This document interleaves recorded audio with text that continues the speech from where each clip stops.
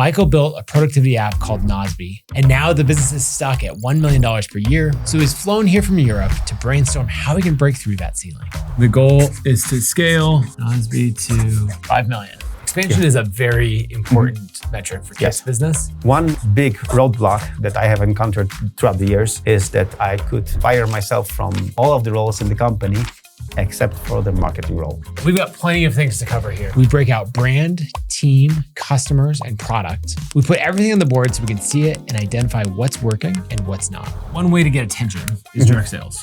I love this method because it is entirely within my control. The problem here with direct sales in this business is this right here. Yeah, exactly. So if your company's revenue has plateaued, you're really going to benefit from going through this diagnostic process and seeing how to run the same audit on your own business. Have you heard this idea of max MRR? No. I cannot stress how important it is. So what you need is We got it. So cool. That was fun. So Michael, tell me about Nozbe.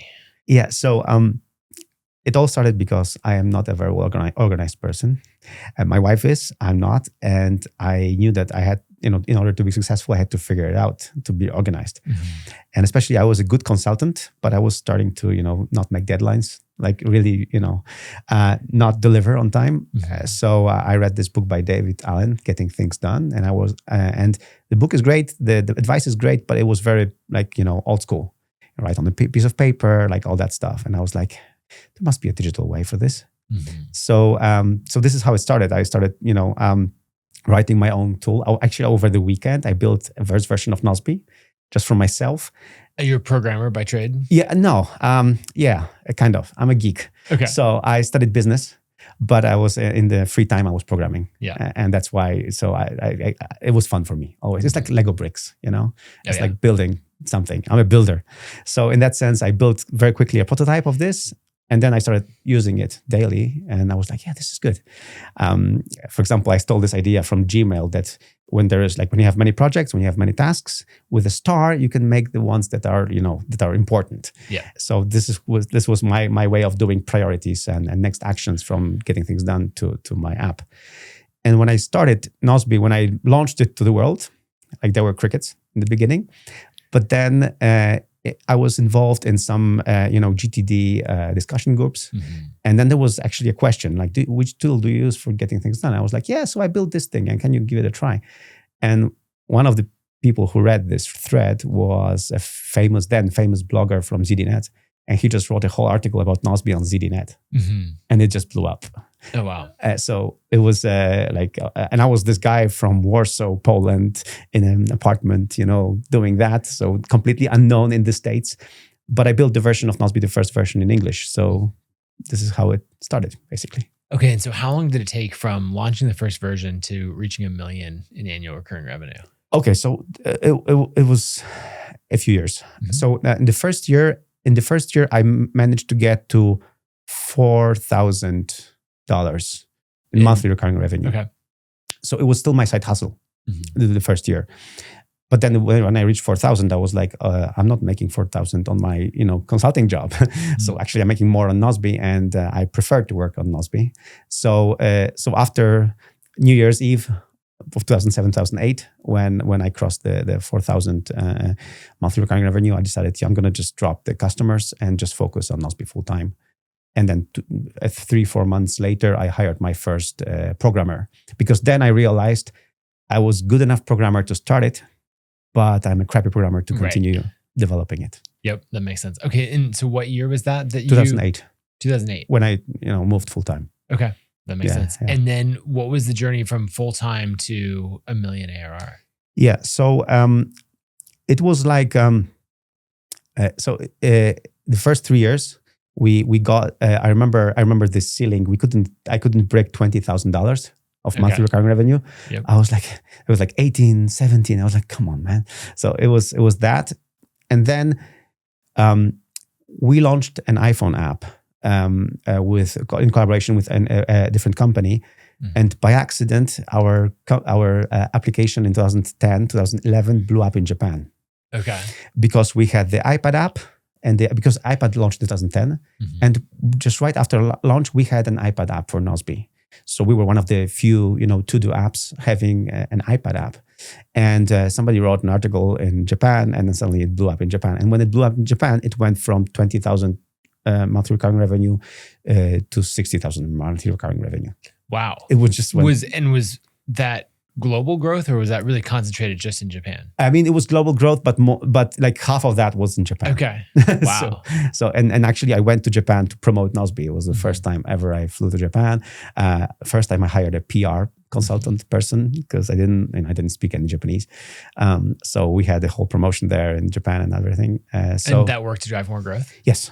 Okay. Yeah, I mean, at least it sustained the growth that showed up there. So, and then this guy who wrote the initial, article about Nozbe back then, he actually wrote a whole, kind of manual book for Nozbe in Japanese. So there was a book about Nozbe in Japanese, and this is basically where that catapulted us to like 60,000 monthly recurring revenue.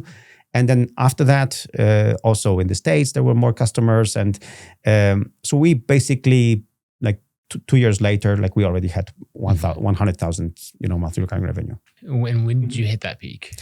So the peak that we hit was the 1.6 million ARR. And it was like around 2016, 2018. So that were the years where we reached the peak. But also there was the moment where I observed that the customers who loved our app kept buying, and they kept buying the annual subscriptions. We also always had that pricing that the annual subscription was 20% cheaper than the monthly, and was enough for people to prefer to buy annual. And of course, for us, it was better because there was a commitment to use our tool. So we would also every now and then do a promo of like, if you buy for a year, we give you 3 additional months or something like that. So this was also weird because then sometimes they would renew like, 15 months later. So we had like renewals at very different stages. But it worked for us. But I realized 2 things. First, that there are also like increasingly many more, like 2016, 2018, many more tools that are just free to do apps that basically do what we do. But the collaboration features of getting things done together is much more powerful. This was our discovery as a team, that we actually have more fun like by collaborating on tasks. We call it task-based communication. So we basically, each task has a common thread. So this way we comment on the task. So it's much more productive, much more clean. You don't chat, in Slack or somewhere else. The communication is about the task, that has to be done, and the clear delegation and all that stuff. And then we realized we have to, develop more of these tools of to make sure that the collaboration works better. And and then basically we had this wild idea, which was a mistake, to rebuild our tool from scratch. Putting the comments and the collaboration like as the core feature of our app. So getting things done together. Okay. And so then you rebuilt that in 2020? Yes. We launched in 2020, and much to our disappointment, it didn't hit off quickly. Right. While we did neglect our, Nozbe Classic customers who were using the Classic app, because we were not developing it, at a similar pace. So even though it's not like people demanded lots of features, it was just like kind of neglect, not. So what is everyone on the new version of Nozbe now? Or No. We still have. What's the split now between Classic and? So now it's now the number of customers, it's more or less it's 60-40%. So 60% is on the old one and 40% is on the new one. Okay. And but the revenue and the growth is on the new one. Okay, that makes sense. All right, there's so much that I want to dive into in this business. Before we jump up on the board, what would success look like for this business? You're at $1 million ARR. You've been stuck there for a while. Yes. Like what is your goal to get to? So I am mission driven, just like you guys. So I'm this ridiculous guy that when I see somebody who's disorganized, I'm going to tell them, just use Nozbe, like use my app, I feel like this car salesman, like I want to give them my app. So for me, the 1 million annual revenue rate also symbolizes that we're not reaching the people we were supposed to reach. Because money is great and all, but I would like to have just a bigger impact. Because I know for a fact that, because the thing is, as you will see from the metrics, like once people get the hang of our app, they love it. But how do we show it to them? How do we onboard them? How do we convince that their team should go all in on our app? That's the main issue, I would say. So for me, I would love to have, like in the next few years, get to 5 million. And then hopefully 10 million at some point. But 5 million would be great. And then I think one other piece of context that's really important is just what's happening in the competitive landscape. Yes. You touched on it. You have a lot of products now that are mainstream. What is Asana, Trello, Monday, ClickUp, like all of these guys. Yep. And the thing is, this also caused kind of an identity crisis for us. Like we were like, should we continue doing it? Like they're great tools, these guys. Like they're fantastic tools. Like why do we bother, to develop our tool? It's a good question. Why? Yeah, exactly. And we were just thinking, maybe we are the only customer of ours. Like maybe we are the ones that we're building it only for ourselves, and we are selfish, and we should just go home. But then our customers came back very often, like because I thought if people know about Asana, they're not gonna even give us a try. But then our customers came and they were like, yeah, no, we did try ClickUp, we did try Asana. They're just bloated. We don't want bloat. We want because in Nozbe, tasks is the main thing. Like you organize projects in tasks into projects. You tag tasks, and tasks have comments.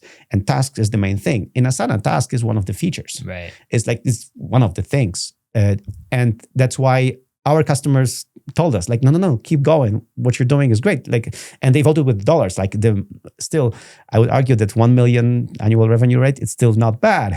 It shows that people actually are willing to pay money for your software. Just that, and we needed this reinforcement. We needed that. We needed to know that, okay, so we're not building this just for fun for ourselves. Like there are people who have tried different things and came back to us. Like the grass was greener on the other side, but it's not. So this kind of helped us when we were in this like low point at some point, like a few years ago. It helped us, reinvigorate. And now we have a roadmap with some additional cool features. We're going to incorporate some AI into Nozbe and stuff. So we have ideas how to make our simple tool like even more powerful, but still simple in that sense. Sounds good. Well, you're really passionate about the product. Yes. And I would love to help you bring it to more people. So let's jump up on the board and just really diagnose and dig in. Let's do it. All right. So the goal, we'll just start with that. The goal is to scale 5. Break the ceiling. I like it. Okay. So let's look at where we're at now and kind of break down a few of these things. There's 2 groups that I want to focus on. There's really the metrics of the business and then sort of the core building blocks. So from a metrics perspective, we just write some of these down. Let's see, I guess the revenue growth is going to come from 2 things, really: awareness. Yes. And then activation. Yeah. Then if we were to keep breaking this down from activation, there's really expansion. Yeah. Expansion, retention, or churn. Same thing. Retention, and then referral. Yeah, would be the last one. Yes.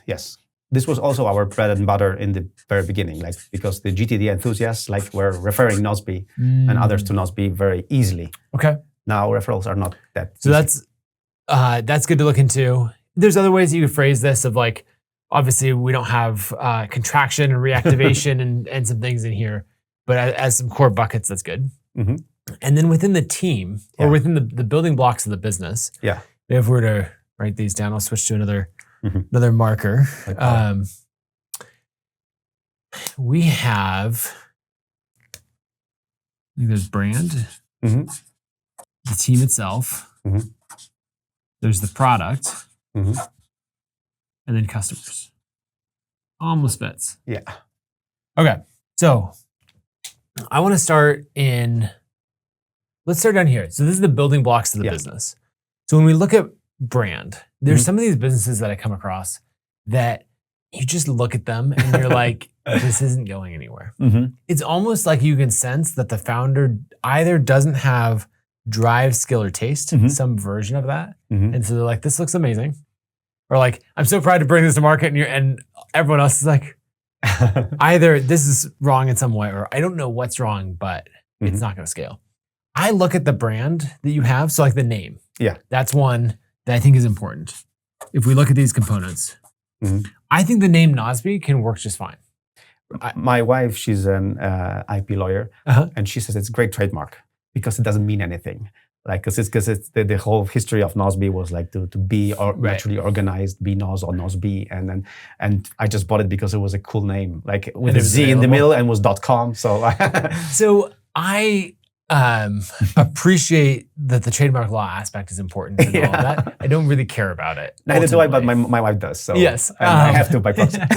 Well, I mean, it's a box you have to check. Yes. Right. And so when we rebranded from ConvertKit, which is very trademarkable, yes, lockdown to Kit, right? It's a much more difficult thing. We actually had to go and acquire a company to get a trademark for Kit because we wouldn't be able to get it from scratch, right? So it's really important. What I care more about is the feeling of the name. Okay. You get some of these names that sound like default negative, or like what emotion does it evoke? And so I think that Nozbe as a name is short, spellable enough, you have the .com, and it doesn't evoke any negative emotions. And so, like, I'm like, name is good. That's not an issue. Then if we go down, I think that design is the next thing. I don't think that the design that you all have is going to be the standout differentiator. If you take a product like Linear, they are all in on design. It is the most incredible thing. And people, whether it's a little UI interaction or their marketing site. So that's what happens when you go like, design is your differentiator. I don't think it is for you all, but I don't see it as a detractor as well. No. And so I think that from a brand perspective, on name, on design, like you're good. On the team side, tell me about the team a little bit. Yes. So we had to contract a little bit the team because we were at some point we were like 25 people. Now we're 15. Okay. So we have a small team now. One big roadblock that I have encountered throughout the years is that I could fire myself from all of the roles in the company except for the marketing role. So give me a breakdown of what teams you have and how many people are in each one. Okay, so in customer support we have 4 people. Let's start with that. And then we have 6 developers. Sorry, 6 developers. Okay. We have a designer and a QA guy. So these 2 guys. Okay. Yeah, and then we... So 10, 12. Yeah, and then we have 3 marketing people. Okay. All right, that's some good context. Now, we'll dive more into this in a second, but as we go to product, I want to pause here actually, and let's go to these metrics, right? Because there's things I noticed about your product that make me think it's not the issue that we're facing. But I want to dive into the metrics. Have you heard this idea of max MRR? No. So it's this, if you think about any business that flatlines, everyone thinks in terms of growth curves, right? Yeah. Like this is linear growth, this is exponential. Yeah. The most common growth curve that you'll ever see is the S curve. Is this curve. Yeah. And so you think about, okay, what drives the S curve? And typically it's that awareness is a fixed dollar amount. Yeah. You know, or your awareness and activation combines to a new monthly revenue of a certain amount. And so let's say we're bringing in $1,000 of new MRR every month, and that retention or churn is always a percentage. Yes. And so at some point, your percentage of the total becomes greater than whatever you're bringing in, and your S curve flattens. Yes. And so this happens to a bunch of different, happens to pretty much every business. And so you either have to keep driving the combined, the combined new, higher and higher Yes. to deal with your retention percentage. Mhm. And it's a very hard thing to do. If you can't overcome that, then it flatlines. Mhm. So what has awareness, like your top of funnel, how do you measure that? Is that new users, new revenue? Yeah, new users. You're very much right that the awareness is kind of a fixed thing, because like there were times when we had like many new users, for example, from the US, because for example, Michael Hyatt was like a big user, and he was recommending Nozbe. So when he was recommending, like, people around him, people in his sphere were also trying out Nozbe. And so this helped. But the moment, like he stopped recommending, he was like doing on the other things, this dried out, and for me, we, for example, we lost both this kind of awareness in Japan that we had and in the US at some point. Now we're slowly getting back, but for example, we did get new awareness in Poland, like in our local market. So we do have because our app is translated in several languages, but we have the Polish version. And then me being a Polish entrepreneur managed to get us some press. So that helped us grow a little bit in Poland. But right now, the problem with awareness is because, again, I don't want to blame it on others, but because of the big competitors that have so much money on marketing, like they bid on our keywords, they bid on everywhere. So it's hard for us to break through. Right. So that's a good point. Based on the price of your product. Yeah. Right. So if we, based on the product, you're roughly, are you $8 per user? Yeah, $8 per month. Okay. And that's per user. And so you obviously have a big range within that. But if I understand correctly, you haven't been able to scale, like make ads profitable. Yeah. And when I search for Nozbe as a brand, I think I saw 5 competitors that are all bidding on your brand keyword. Exactly. And all of that. So awareness has been decreasing over time. Yes. Yes. And then what about activation? So when users, when you get that account created, what is trial to paid or onboarded? How has that been trending over time? Something what we did was helpful is because we were not doing it for a long time, but we started like 2 years ago. We started to offering demo meetings. So like to schedule a demo of our software. Even though it's cheap, we still thought, let's do demos. And Magda, who runs demos, she is amazing. And but if you ask her, her conversion rate is only 50%. So so she's really struggling with the fact that 50% of people who show up for a demo with her are not signing up. Do you have that funnel instrumented where you can see, I guess if we were to map out the funnel, you can see visit to demo. Account. Account and to demo. Demo, and then you're to paid and then retained. Yeah, retained. Do you have a dashboard that shows you these stats? Not like this, no. Okay. Any reason for it? No, we just we started with the demos. It started working, so we didn't we should. So now we are trying to incorporate it more into a kind of our flywheel. Let's say that So we're also promoting much more on social media the idea that you would get a demo with Magda, and also among sending follow-up emails to our customers that they haven't scheduled a demo. So like trying to because we see that once the demo is done, they what Magda does on the demo, she not only just shows off our software, she actually asks questions about their business, and she shows them exactly how they would do and this. Does she work on marketing or in customer support? Okay. Why don't you write down, so I want to keep going through all this, but I want to flag a few conversations for us to dig deeper in. So why don't you write down on this board, on the sheet, why don't you write down metrics? Perfect. Okay. So we'll come back to metrics. Yeah. But how do you measure overall awareness? Is that visits to the website? Yeah, visits to the website. And what does that trend look like over time? It's flat? Flat. Okay. Yeah. How does it compare to 2018 when you were 2016 when you were at your peak? It's much lower than it used to be. Okay. So why don't you write down let's just put traffic on your metrics. And that's another thing that we'll come back to. Perfect. All right, so as we keep working our way through this, let's go to expansion. Expansion is a very important metric for Kip's business.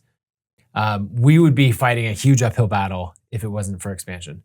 So our expansion metric is, as your audience grows, if you started with 5,000 subscribers, you pay us, what is that? Not quite $100 a month, $80 a month, and then later on you go, that goes to 100 and on from there.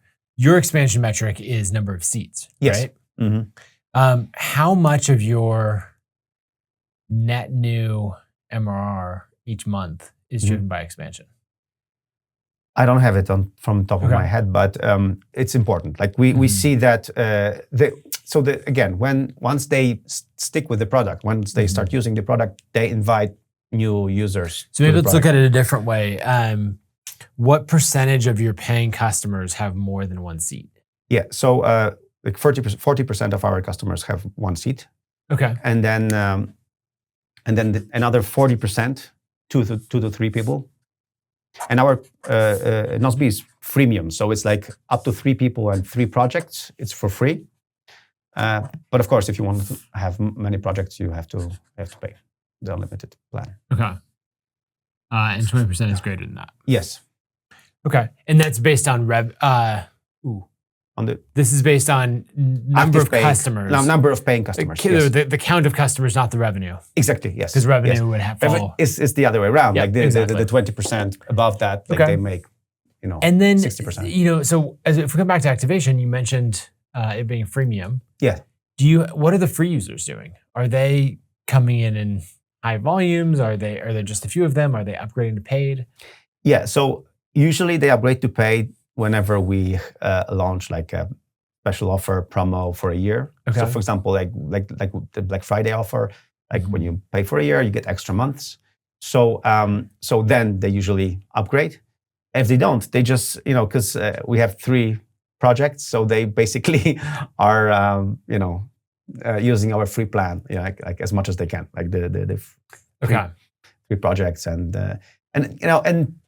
for us it's okay, like because the thing is, using our app is also a new habit. So I do appreciate that they need more time to get used to Nozbe, so that they can really upgrade to premium. And very often the upgrades happens like a year later or 2 years later even. Right. So it's like a late upgrade. Okay, so if we were to make a very unscientific graph of free value that you're offering, there's you're offering so little value on the free plan that like, why would someone ever use the product? All the way to so much value on the free plan that why would someone ever upgrade? There's no reason to upgrade. Where are you in this spectrum based on your own perspective? Somewhere in the middle, I think. Okay. Yeah. Like people are getting good value out of the free plan, but they're definitely hitting limits and upgrading properly. Yeah. Okay. I would say something so like this. we're hanging out somewhere right because here. we were giving 5 projects at some point. Okay. And it was just we did measure that it was just giving too much. So we reduced it to 3 projects, and then so the difference also with the new Nozbe was also the switch that you can have up to 3 users, because I wanted to get for example partners on board. It's like, so for example, business partners, they would sign up, and then they had to prove it that once they sign up and start using Nozbe together, they do get it for their team then. That's another important point on the product. So you have what percentage of customers on the old version of Nozbe? Still 60%. Okay, so the old is 60%, new is 40%. Yeah. And this has been out since 2020. Yes. Okay, so there's 2 things that I noticed in this. One, is there any way to sign up for the old Nozbe anymore? Not anymore. Okay, so you have, this is interesting. Because we had it for quite a while, and then we realized that it's just confusing customers. So now when you want to sign up for the classic Nozbe, we ask you to sign up for the new one. So are people still trying to sign up for the classic one? Sometimes. Okay. Sometimes. But the thing is that the price is the same. Mhm. So we did like 2 years ago, we did like a pricing harmonization thing, Mhm. so that the prices are the same for both products. And then we also made it very easy to migrate. So also that if somebody is on the old one, they can migrate very easily to the new one. Yeah. Okay. So the things I'm noticing here Mhm. are, first, there's very little incentive for legacy customers to migrate. Yeah. And then the second thing is there's not actually that many new customers coming in, because over 5 years, I would think that there's only for you would replace a meaningful percentage exactly. of that. I was hoping for that. Yeah. So that brings me back to this awareness problem. Yeah. Right? Of we just don't, people don't know about this business. Yes, right? that's true. Okay, so let's keep moving down. Under product, retention is another factor. What's the monthly user revenue churn? Yeah, it's around 3%, 3.5%. Okay. And what's that done over time? Like, is it decreasing? Is it flat? It used to be like 5-6%, like 2 years ago, but we managed to move it down to 3% over the last year. So now it's stable at this level. Something that also happens in business is early on when you're building a product. Yeah. People sign up and they hear a revenue number or a churn number like 6%, 9%, that sort of thing. And they point to this max MRR idea and they're like, look, you're going to plateau. This business will never grow past it. Like, you're going to fail. You might as well quit and give up now. Yeah. People told me that with Kit of like, sure, sure you hit 10K MRR, but based on that 10% monthly churn, you'll never grow past 20K MRR. And on one hand, they were right. Yes. Because the math formula does work out that way. It is true. The thing that it doesn't account for is that every month, you have like the customers that do stick around tend to stick around for a very long time. Yes. Which is what you're seeing here. Yes. And so the churn just naturally falls.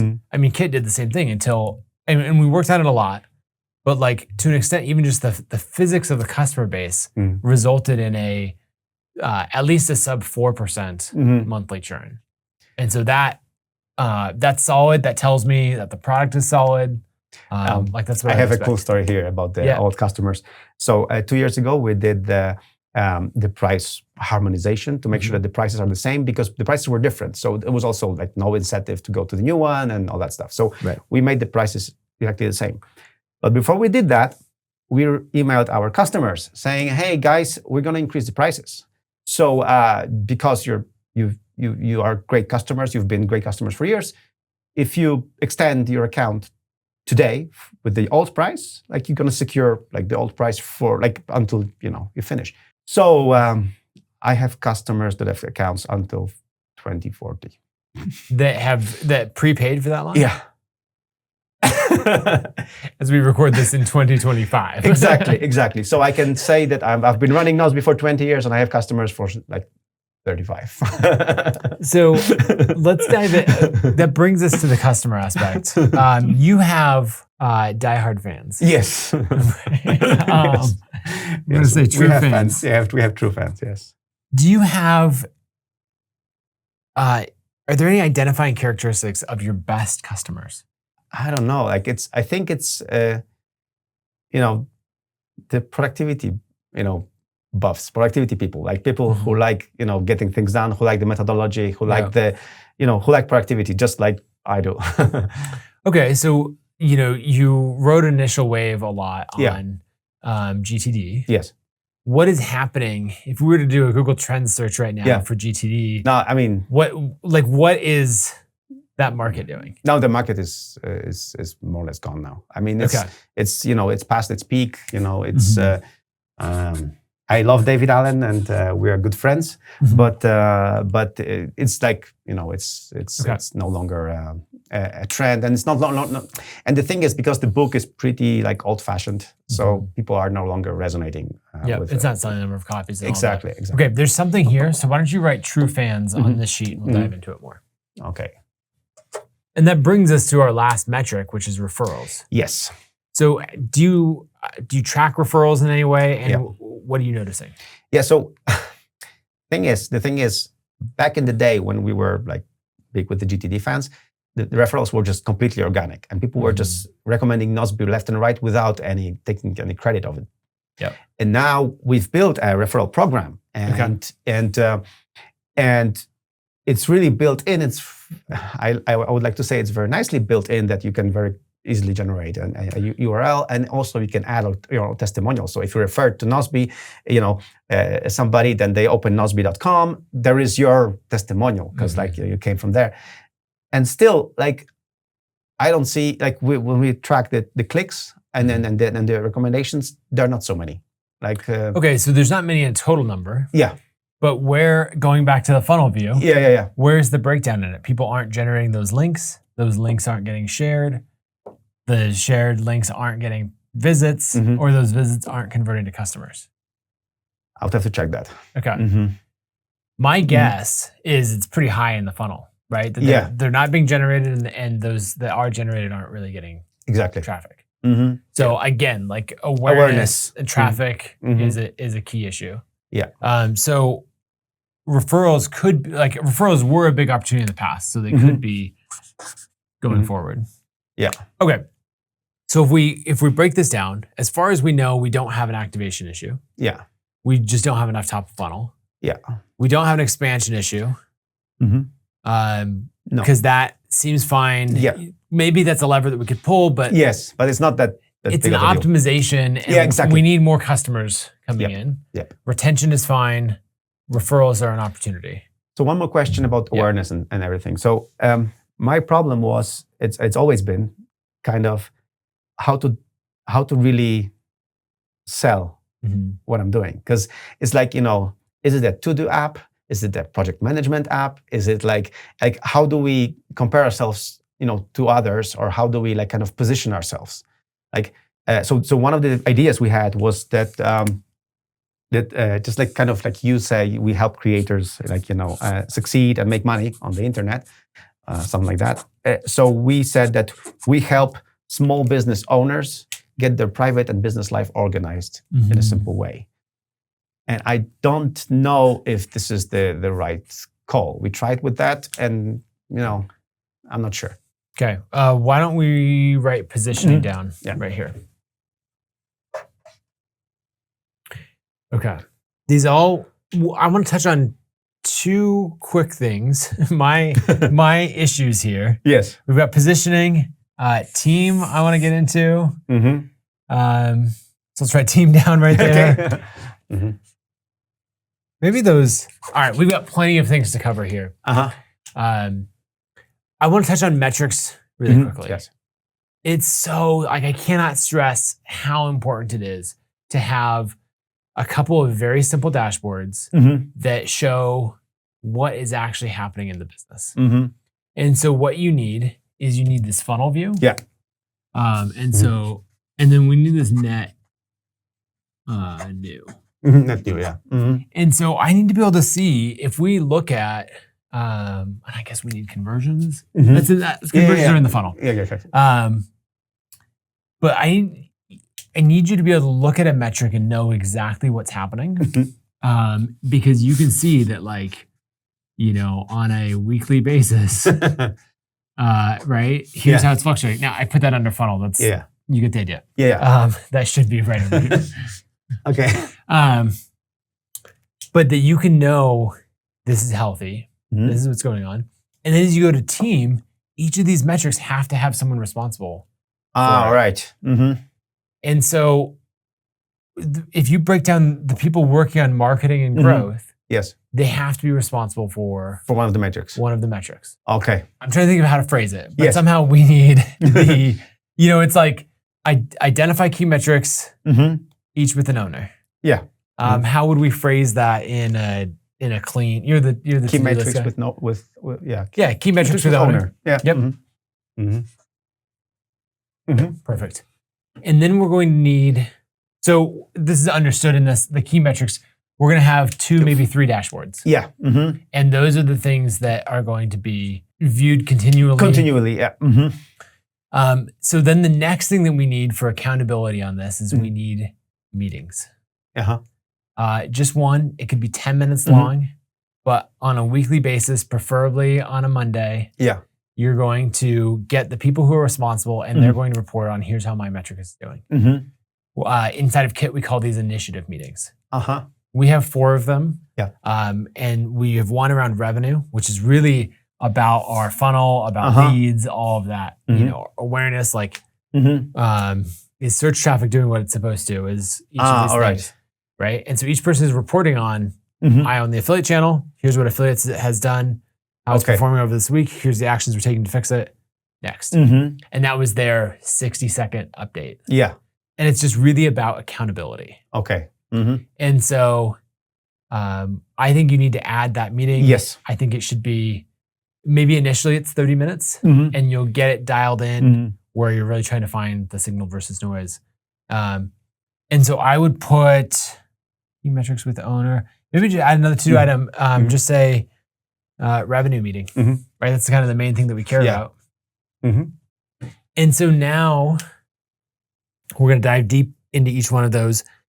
Customer support really ties into revenue. So because it's a small team, I would just have this like really tight, hey, here's our happiness metrics. Here's how many tickets we answered. Here's all of that. Happiness matrix. And I would just, it's within this, within this meeting. So revenue, CX or CS, however you. CS. Yeah. And you'll touch on the funnel review and all that. So now what we have is the business is broken out where people own different aspects of the performance of it. And there is weekly accountability to how is it performing. Okay. And weekly awareness. Yes. Right? If I were to ask your marketing team, hey, what did traffic do last week? Do you think they'll know off the top of their heads? No. Yeah.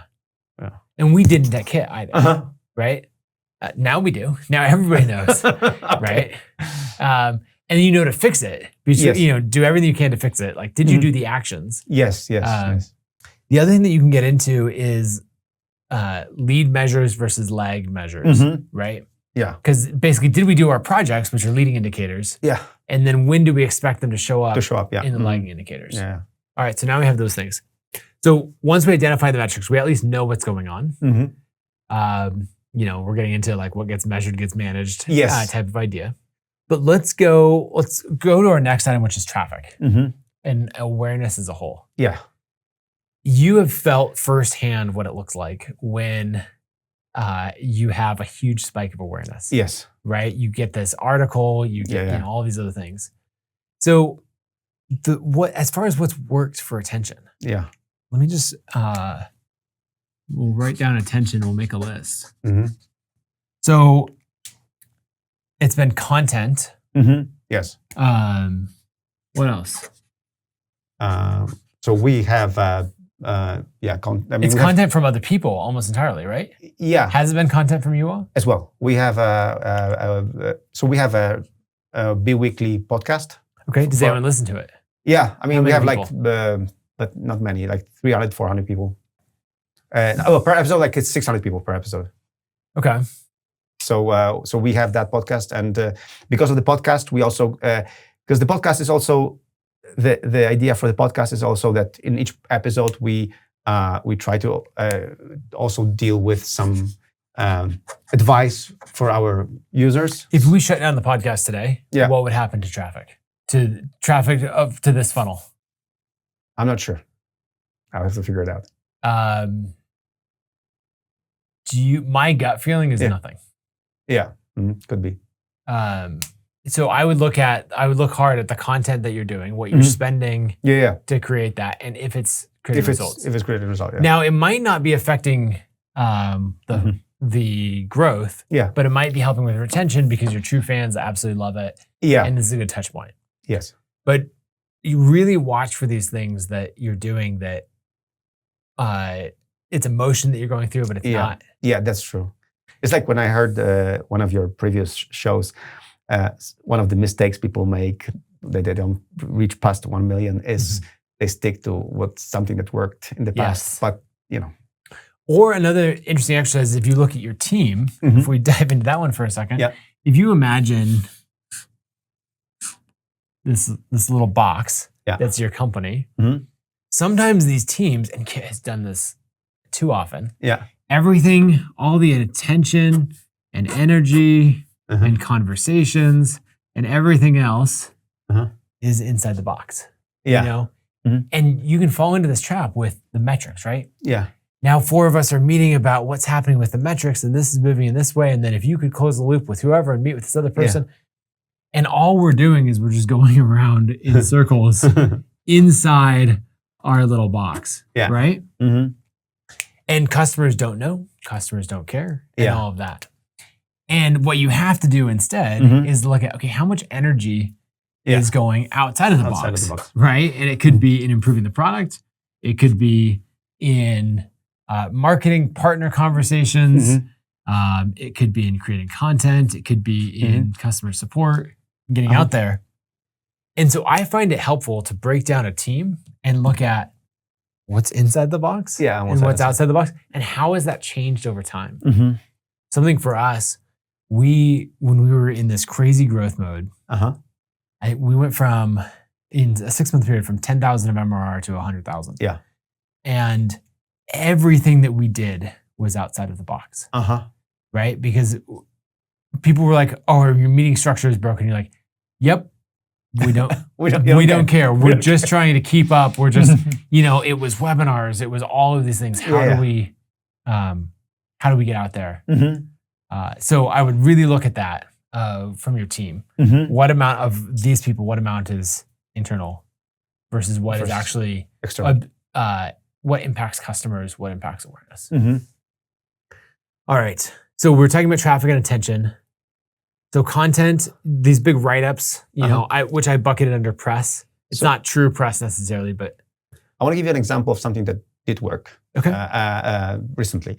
So we had this. I had this idea that there are these productivity consultants or coaches, and some of them are really, they have their own kind of special secret sauce of how they're teaching people productivity.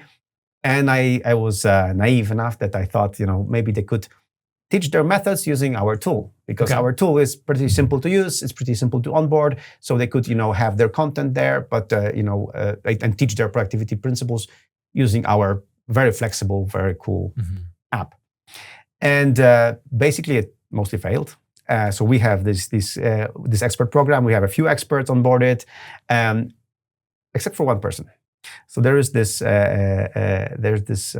woman in Poland. She's a consultant, and she had this idea that she is teaching other businesswomen how to get their files organized on the computer. And then and she was so good at this, then they later asked her, "Can you teach us project management?" And she's doing it with us. So using our tool. So for example, whenever she onboards new customers to her, like she sells her course, each of these new customers, they get a free Nozbe account for duration of the course. And then she basically does the onboarding for us, because she teaches them how to set up their company using Nozbe. And then after that, they usually extend their subscription. And so it's a win-win-win. Everybody's happy. They are happy because they have set up their business inside of our app, and they feel very well organized. She delivered her course, sold the course, and the customers are happy. And they extend Nozbe subscription. Okay, I love that. So that's an example of a partner, right? Who is both teaching, here's how to use the product, let me help you use it, and all of that. You said that it failed in all of those cases except for her. Exactly. Was that because everyone else is different? Because your offer was different? So I realized that some of these people they said that they want to be platform agnostic. So they don't want to commit to one app because there are so many apps and because customers demand that. And she was the only one who had basically the gut to say, no, I'm going to just teach you through Nozbe. If you want to, learn from in a different tool, not here, because I'm great at Nozbe and I have my, content and all my, everything prepared with Nozbe. And so she was gutsy enough to just use our app, and because we were helping her like a lot, because we did special integrations for her so that everything, so we have a great, relationship like this. But like others, they couldn't make the jump to say that. Okay, so I want So to push maybe we back should- if someone wants to be platform agnostic, Yeah. which makes sense, right? They want their content to live, and someone's saying, "Hey, does this still work if I want to use any of these other tools?" Yeah. Typically, it's an incentive problem, Maybe. and I would say, show me the incentives, and I'll show you the outcome. Okay. And so, in this case, maybe the incentives of I can create less content and training, I can make better outcomes for my customers, and I will get all of the support from Nozbe. Like that to her was worth it. But to everyone else, they looked at that equation and said, it's not worth it to me. And so I would find out what incentives do these people actually care about? Yeah. Maybe first, of partners, how many people like her exist? Are there thousands, tens of thousands? Like, are there enough? I don't know. We're trying to find out. So within this, we need incentives. We need to know the total addressable market. Yeah. Gut feeling based on the million ARR that we're at now. Yeah. And what it would take. Yeah. To increase awareness. I am with 100% confidence the total addressable market is big enough. Like you think so? Yeah, there's no limitation on number of partners. The problem is that they don't know your product exists, and they don't know that they don't feel that the incentives are strong enough to partner with you. So how are you going to fix that? Well, try to pursue them better and find better incentives for them. So maybe do it like you did with your first customers, like really target individually and try to convince them individually. Yeah, so let's look at, one way to get attention is direct sales. I love this method because it is entirely within my control. Yeah. Instead of saying, oh, if I do position this in this way, will it get picked up by someone else? All this stuff. Like, that's so hard. Yeah. But direct sales is like, well, who did you reach out to? Were they the right people? Did you have good copy? And how long have you been doing this? And what was your follow-up like? Like, it is entirely on you. And so I, love and hate it for both those reasons. Yeah. So the problem here with direct sales in this business is that it's not. Is this right here. Yeah, exactly. It's cheap. $8 a month. You can't afford to. You can't build a sales team. And so that's why it's like, okay, we can't do direct sales for customers, right? That's not going to work. Unless you make up some enterprise product and all of that. That feels like a really big pivot. No, exactly. Yeah. Okay, but we can do it for partners. Exactly. That's true. Because then we have the scale. Yeah. So the things that this is an entirely new motion to build up. But the things that I like about this are that in the past, you have had partners that find success, that love the product, all of these things. Like the core ingredients are there. I think it's the go-to-market motion that's not. And so if I were diving in and running this, let me think of what I would do. The things, that I'm trying to figure out, I would figure out positioning, and then I'd figure out partners. And they go hand in hand. Right? We need to figure out what is the positioning that resonates both with the partners and with the people that the partners reach. But then I would be all in on this direct sales motion of how do I get to the partners, line up as many partnerships as possible. And then within those partnerships, you're really going to have, I believe, two core methodology or two core conversion methods. One's going to be webinars. And then the other is probably like embedded courses. That's what this one was so successful with, right? Yes. Both of these take time to activate, which can be difficult. Okay, so before we go further, I want to take a step back and look at everything that we've mapped out. Yeah. So we've identified that awareness is the biggest problem in the business. Yes. We've identified we have a flag around team. something around positioning. And we need to pull all of this together into a go-to-market function that's going to drive awareness and traffic. And we need to build a team and metrics that can turn this into a machine. I think the problem that we need to solve next is positioning. Because what worked for the position before is not working now. Exactly. What experiments have you run around positioning? What have you tried? Is there any gut feeling on what resonates? Yeah, what would resonate? Yeah, so as I mentioned, we tried to position to small business owners, like to like get them organized, and I was trying also to play on the value of the software that that like this kind of idea that if you just start using Nozbe, you will instantly save more than an hour per month. So basically, it pays for itself already. Yeah.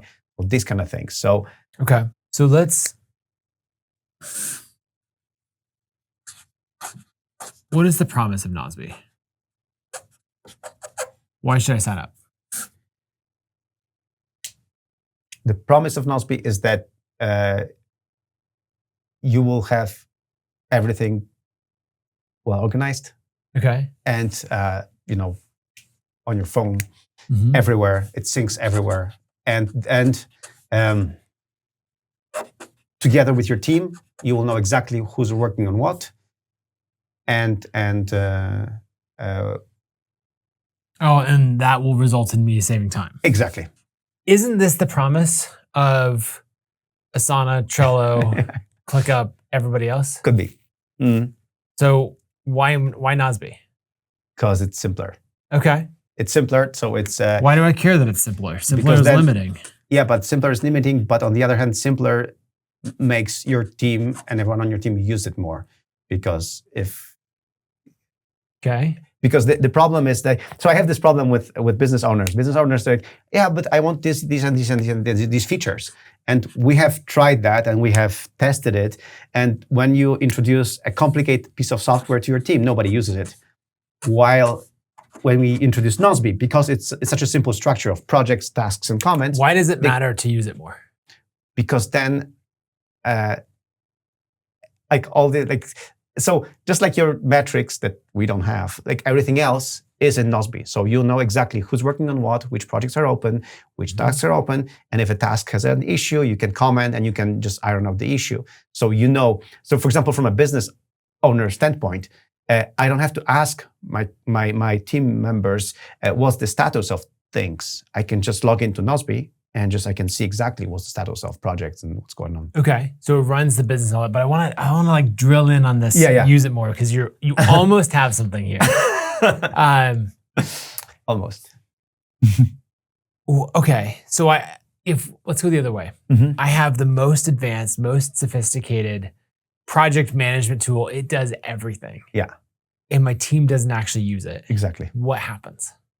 Like it's useless. Like you do two things, or you just drop it, or you invest lots of time to force people and to, teach them the software so that they eventually start using it. Yeah, and if we were to do some very fancy stick figure drawing, right? That is our stick figure person trying to push this boulder up a giant hill. Exactly. Right? Yeah. If you lead a marketing team, if you lead anything else, do you want to spend all of your time trying to get your team to adopt a tool that has endless friction? Yeah. Or do you want them to use the tool that they're going to actually use? I'll give you an example. So one of our customers is a construction company. Okay. And they have all these projects in Nozbe as a different construction sites, right? And he has all his team, all of the team, the plumbers, like everyone who's in construction in Nozbe.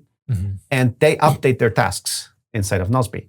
And he said to me when I was interviewing him and I was asking how the business is going, he told me, now I'm at the stage that if I would tell my team that I'm going to take Nozbe away from them, they would kill me because they got used to using it and they know it's so simple. They can update their things. And from his point of view, he can be visiting his construction sites by just basically opening the projects.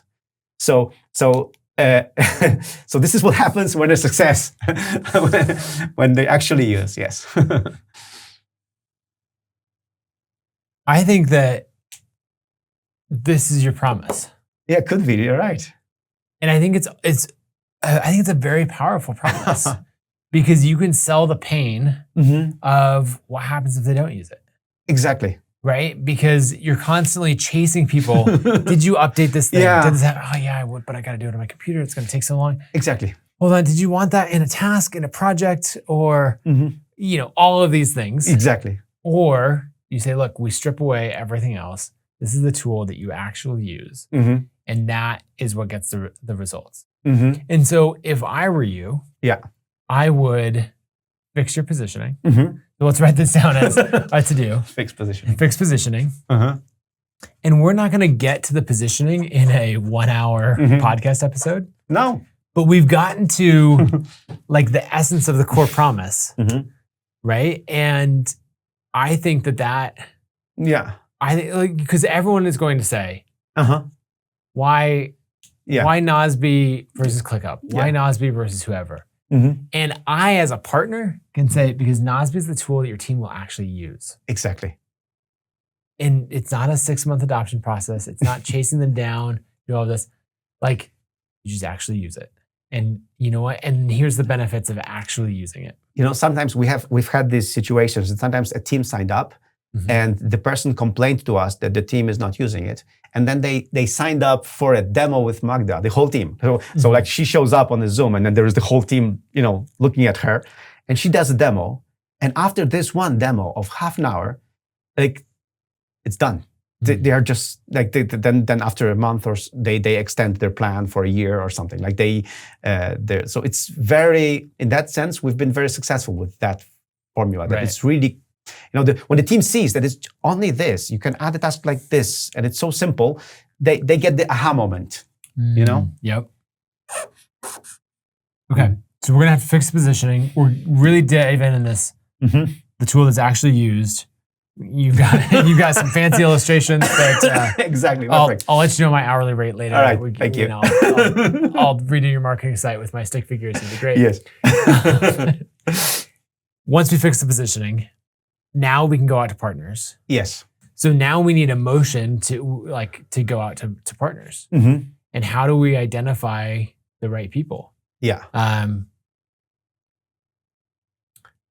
I think if you write down partners as a to-do, and then under that,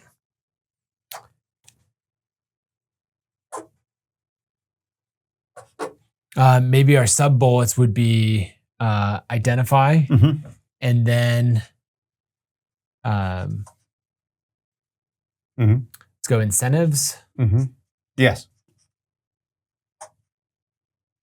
Incentives. And then identify incentives. Let's just say outbound.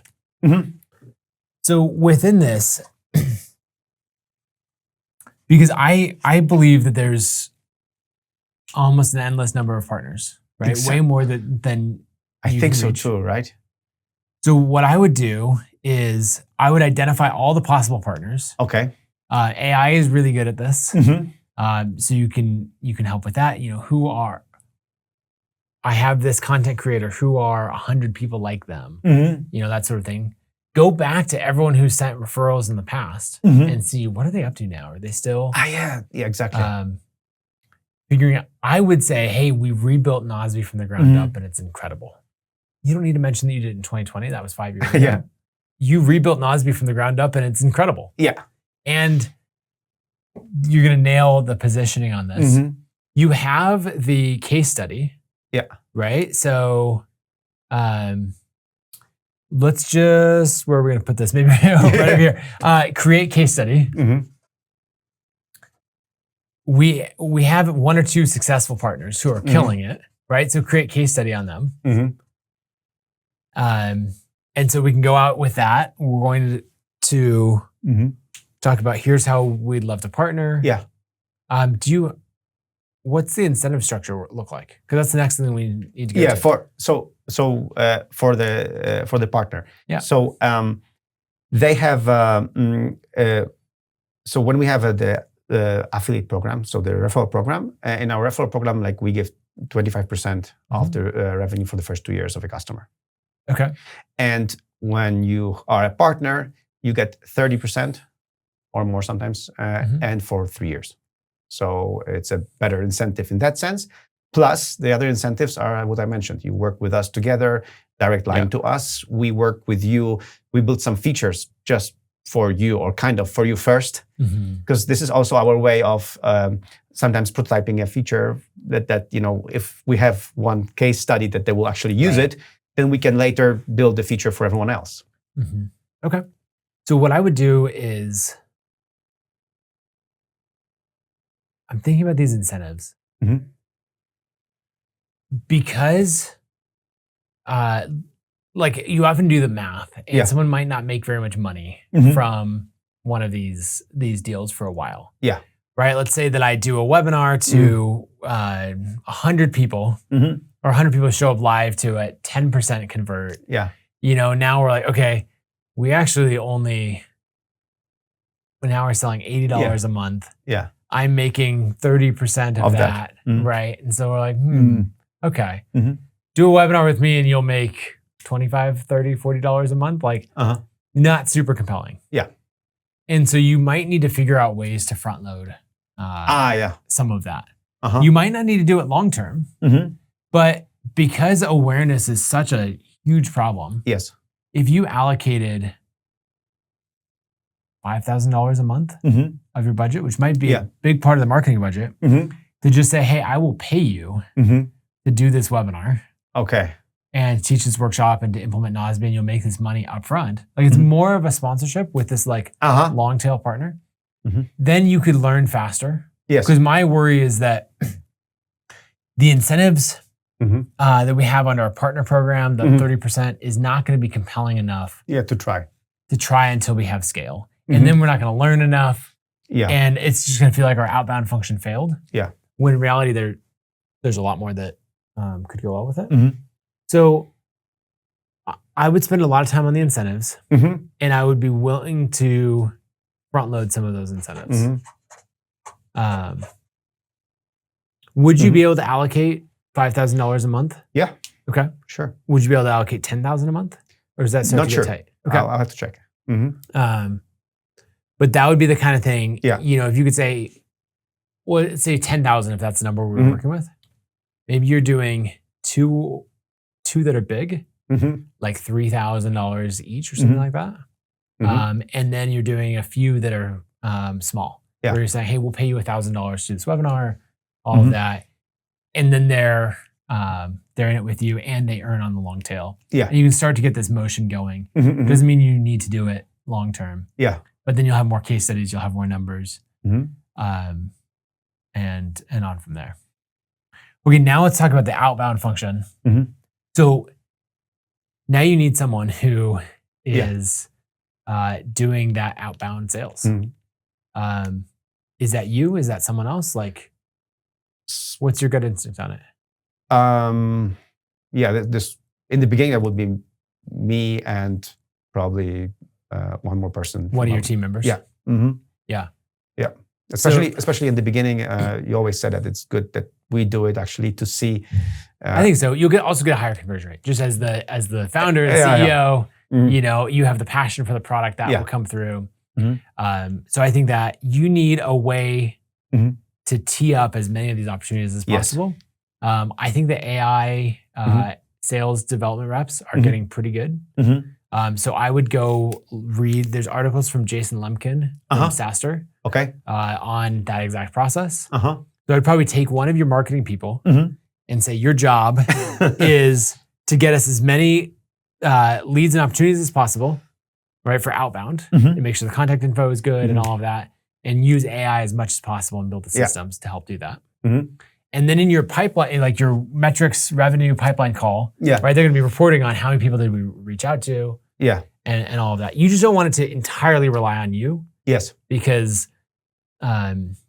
it's not going to scale. The follow-up's not there, that sort of thing. But make sure that all of everything related to outbound is instrumented in the metrics. In these two. And then you can see and you have accountability. And you can break it down. And then I would just have the goals be around, okay, how many partners can we onboard? And then we'll get to the point of how many webinars or courses are we getting added into? Because you've proven in the past that this can work. Yeah. And then I'd go back to all the previous partners as well. Yeah, that's the thing. So in the past, so in the 2010s, we built lots of goodwill in the whole, kind of productivity space, because we had also a magazine. It was called Productive Magazine, and it was kind of famous at some point, and then people actually liked writing for it because the distribution was there. So sometimes I even forget that we have some goodwill that we completely forgot. That we left it there and never came back to it. Yep. Yeah, there's so much of that. And I would just really be thinking about, okay, how can I get as much of my attention and the attention of these 15 people outbound?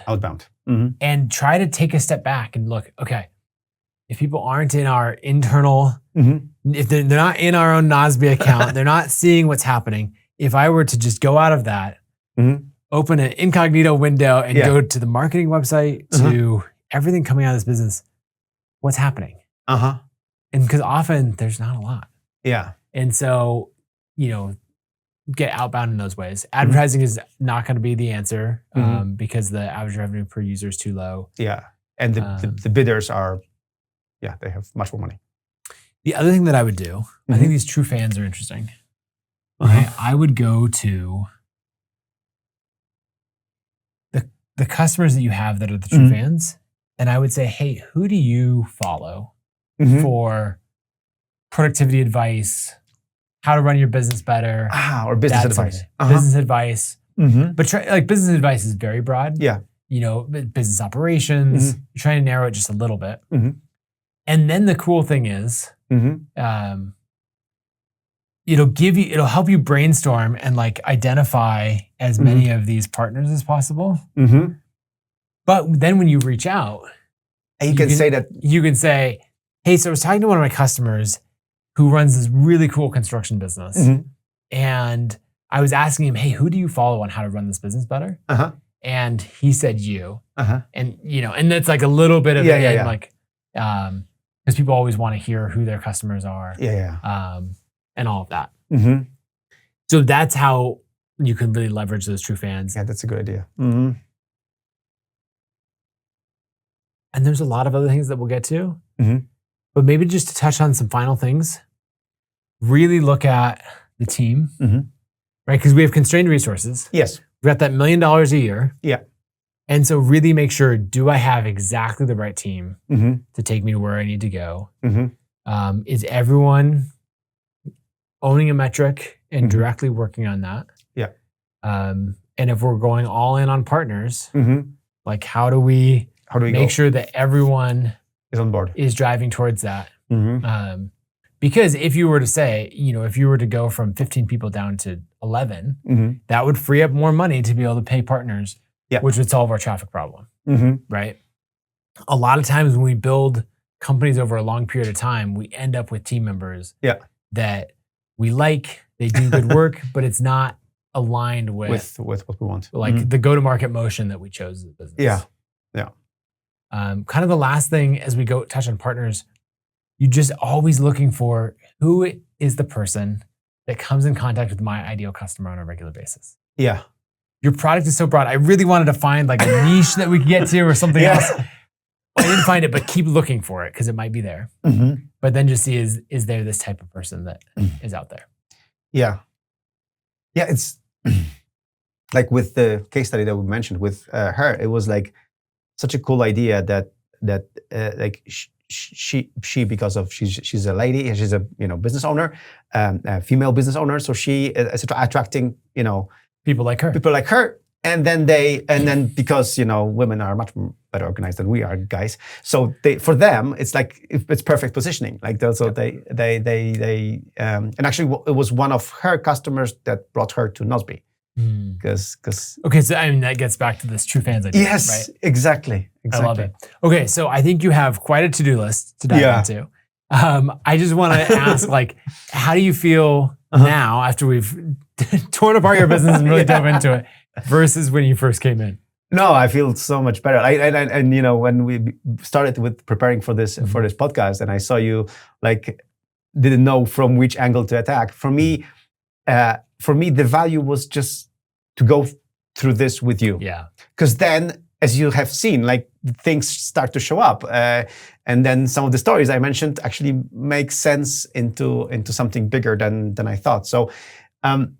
I like this approach, and I like my to-do list. So, after this, I have to be able to later, in a few months, report to you that I'm actually doing my homework. So that'll be good. That's part of it. Well, you can take your to-do list, you can load it up into Nozbe. You can dial in the positioning around products that people actually use. Yeah. And I'd say for anyone following along, if you want to go check out Nozbe, just nozbe.com. Nozbe.com, Nozbe.com. Yes. Perfect. And then they can dive in and implement their business on a productivity tool that their team will actually use. Exactly. I love it. Michael, thanks so much for coming on. Thanks, Nathan. If you want to see another episode where I help someone scale their business from 1 million to 5 million, check out episode 41 with Paula Pant. It's a great companion to what we've covered today. Before you leave, like the video if you enjoyed it, hit subscribe on YouTube, and I'll see you next week.